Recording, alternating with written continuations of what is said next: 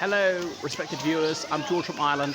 So here I am in front of this fountain at the aviary at Waddesdon Manor, which is the country seat of his noble lordship, Baron Rothschild. So we go a little bit closer.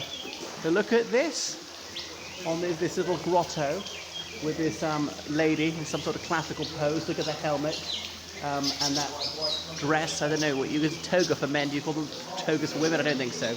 And she's either blowing a musical instrument or preparing to meet a rather large man. And then behold yon cherubs, there they are, beside her, blowing things out from their conches as she's draped across the rocky escarpment. And this little seraph is throwing out something at us. Is that supposed to be some massive shell he's climbing out of? You see shell-like features up there. The shell motif continued over there. So it resembles a slightly a gilded cage. Anyway, you can hear the twittering of our feathered friends around here. I'm no ornithologist myself.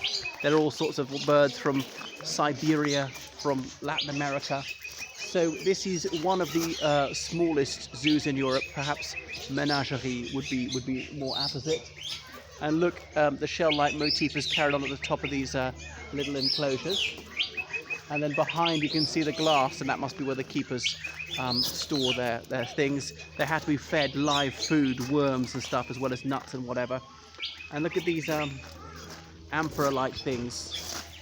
Now I don't know if they're original. Probably not. I'm guessing they're like 19th century reconstructions.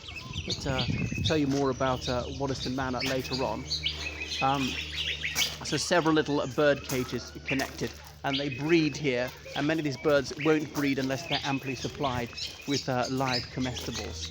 So that's it. Isn't it a fabulous little feature deep in the Buckinghamshire countryside? There's more yet to see of it. They don't have bigger beasts, only birds. So the aviculturists are employed full-time in looking after them, and I presume there's got to be a flower bed. Look why they've piled up this tumulus of earth there. I don't think it's a burial mound. I could be mistaken. Here in these landscaped gardens, there's some gorgeous flower beds, but there's also a little bit of wilderness.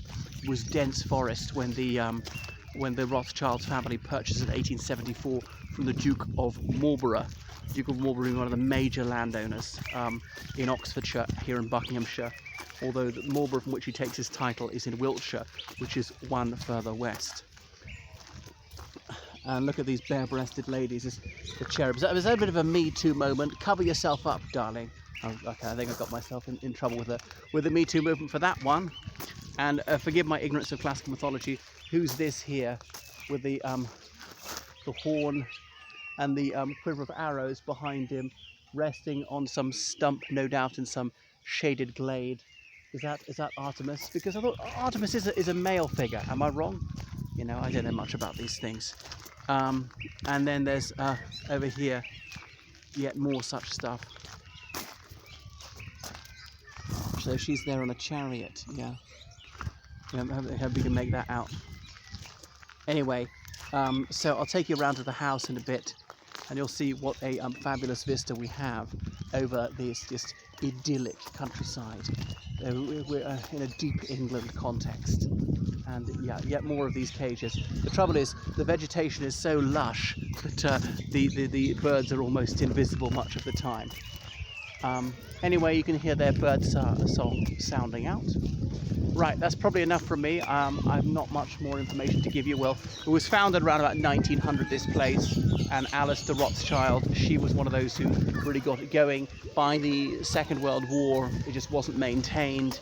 Then in the 70s, they really started it. 1977, the year of the Silver Jubilee, and some full-time keeper was employed, and they've really built it up. I mean, it's not huge, but it's really about quality rather than quantity, this fantastic little aviary.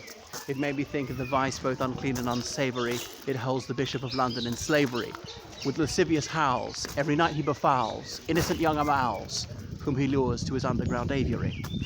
But not here. The Bishop of London's palace, Fulham Palace, well, his former palace, I filmed outside that in London town. You can see a video I did about that one.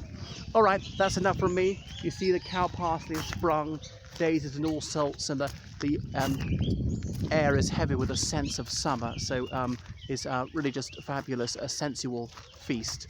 So wish you could be here, and there's just a pleasing zephyr. It was on the chilly side, but you can see the day is rather overcast and frowning, but it hasn't so far micturated on my parade.